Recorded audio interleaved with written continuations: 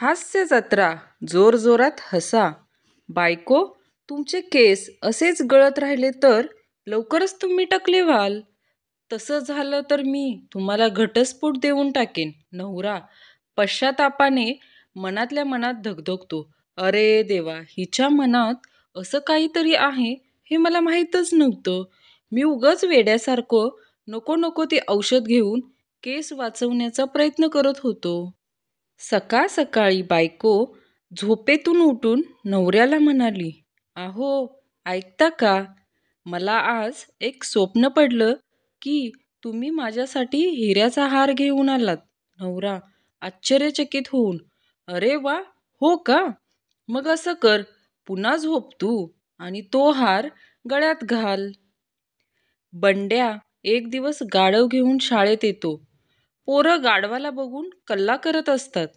गुरुजी बघून चकित होतात आणि विचारतात, बंड्या, हा काय चावटपणा आहे? हे गाढव कशाला आणलं शाळेत? गुरुजी, तुम्हीच तर काल म्हणाला होतात की मी भल्या भल्या गाढवांना माणसात आणलंय.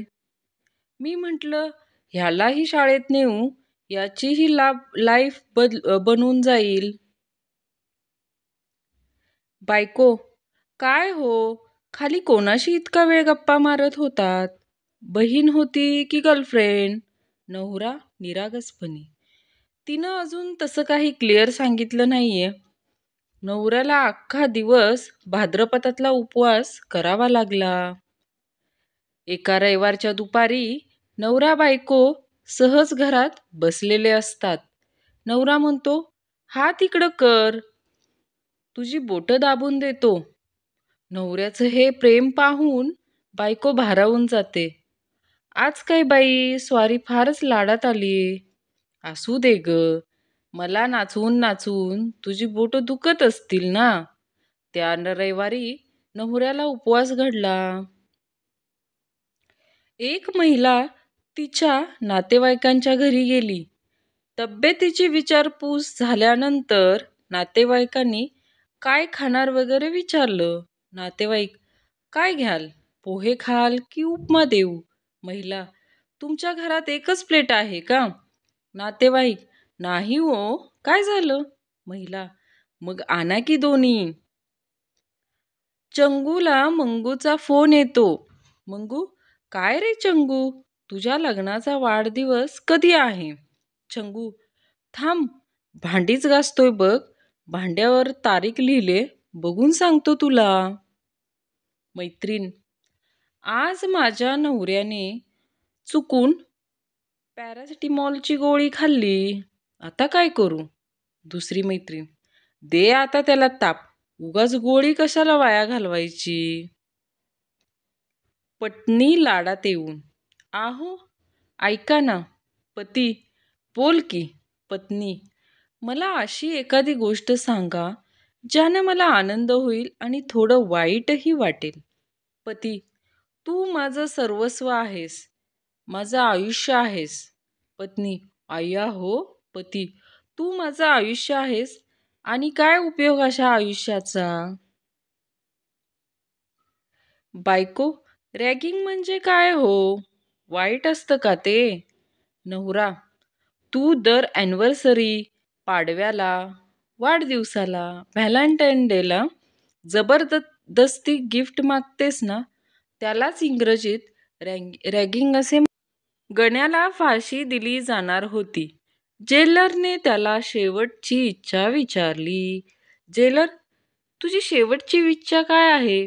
गण्या, मला फाशी देताना माझे पाय वर असावेत आणि डोकं खाली, हीच इच्छा माझी.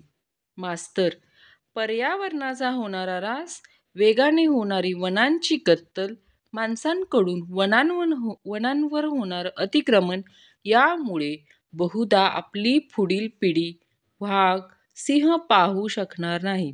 गण्या, मग आम्ही काय करायचं मास्तर? आम्ही तरी कुठं डायनासोर पाहिलेत, पण कधी तक्रार केली का? नवरा ऑफिसमध्ये असताना बायकोचा फोन आला. बायको, संध्याकाळी लवकर या.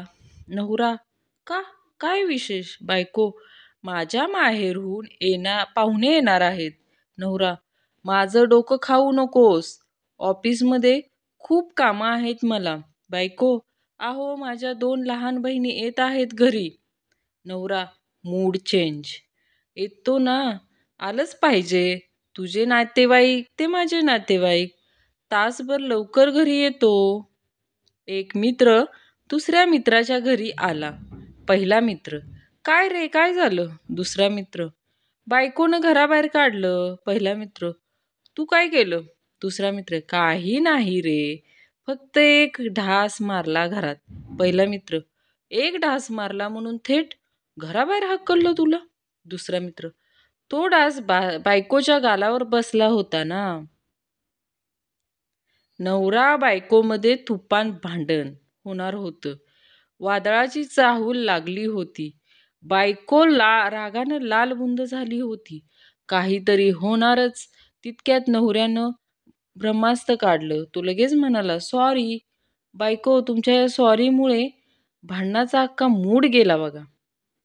वडील, ऐक रे, संध्याकाळी मुलीकडचे येणार आहेत. मुलगा, मग मी काय करू नेमकं? तुम्ही सांगाल तसं करतो बाबा. वडील, त्यांच्यासमोर मोठमोठ्या गोष्टी कर. ते इम्प्रेस झाले पाहिजे. कळालं का? मुलीकडचे येताच मुलानं तोंड उघडलं. बाबा, जरा चावी द्या ना. आपली ट्रेन उन्हात उभी आहे. जरा आत घेतो. सावलीत लावतो. नवरा, काय बघतेस? बायको, कुकिंग शो. नवरा, दिवसभर कुकिंग शो बघतेस, तरीही जेवण कुठे येतंय तुला? बायको, तुम्ही कोण बनेगा करोडपती पाहता. झालात का करोडपती? रात्री 12 वाजता बायको रोमॅन्टिक मूडमध्ये नवऱ्याला म्हणाली. बायको, त्रिवेद चित्रपटात कोणकोणत्या हिरोईन होत्या? नवरा, माधुरी दीक्षित, संगीता बिजलानी आणि सोनम. बायको, दिलवाले दुल्हनिया ले जाएंगे मध्ये काजोलचं नाव काय होतं? नवरा, सिमरन. बायको, आपल्या समोरच्या फ्लॅटमध्ये ती रीना कधीपासून राहायला आली हो? नवरा, 2 महिन्यापूर्वी. बायको, त्या रीनानं 3 दिवसापूर्वी कोणत्या रंगाची साडी नेसली होती? नवरा, गुलाबी. पण तू हे सगळं का विचारत आहेस? तेही रात्री 12 वाजता? बायको, कारण कारण काल माझा वाढदिवस होता. 2 आळशी विद्यार्थी परीक्षा संपल्यावर. पहिला विद्यार्थी, अरे यार, आज कोणता पेपर होता रे? दुसरा, गणित. पहिला, म्हणजे तू लिहिलास का पूर्ण पेपर? दुसरा, नाही रे, बाजूच्या मुलीकडे कॅल्क्युलेटर पाहिला आणि त्यावरून अंदाज बांधला बघ. वडील, तुला परीक्षेत 98% पाहिजेत बरं का? मुलगा, फक्त 95, 105 मिळवीन. वडील, काय रे थट्टा करतोस? मुलगा, पण सुरुवात तर तुम्हीच केली होती ना. एक ज्योतिषी इंजिनिअरिंग करणाऱ्या विद्यार्थ्याचा हात पाहत होता. ज्योतिषी, बेटा, तू खूप शिकणार आहेस. विद्यार्थी, ते माहीत आहे हो. गेल्या 10 वर्षापासून मी शिकतोच आहे. मला सांगा, मी पास कधी होणार ते? किती सुंदर होते ते लहानपणीचे दिवस. 2 बोटं जोडली की दोस्तीला पुन्हा सुरुवात व्हायची. आता क्वार्टर पाजल्याशिवाय परत दोस्ती होतच नाही. कोणाला तरी प्रेमातलं विरह जाळून टाकतो. कोणाला तरी प्रेयसीचा नकार विझवून टाकतो. आणि सगळ्यातून जो वाचतो त्याला परीक्षेचा अभ्यास मारून टाकतो. एका हुशार विद्यार्थ्याच्या मागे एका सुंदर शिक्षकाचा हात असतो आणि एका नापास विद्यार्थ्याच्या मागे एका सुंदर मुलीचा हात असतो. एक ज्योतिषी इंजिनिअरिंग करणाऱ्या विद्यार्थ्याचा हात पाहत होता. ज्योतिषी, बेटा, तू खूप शिकणार आहेस. विद्यार्थी, ते माहीत आहे हो. गेल्या 10 वर्षापासून मी शिकतच आहे. मला सांगा, मी पास कधी होणार? ना तलवाराची धार, ना गोळ्यांची बरसात आम्हाला घाबरू शकते. परीक्षेचा निकाल लागल्यावर सर्वात जास्त घाबरायला होते ते म्हणजे बाबांच्या माराने.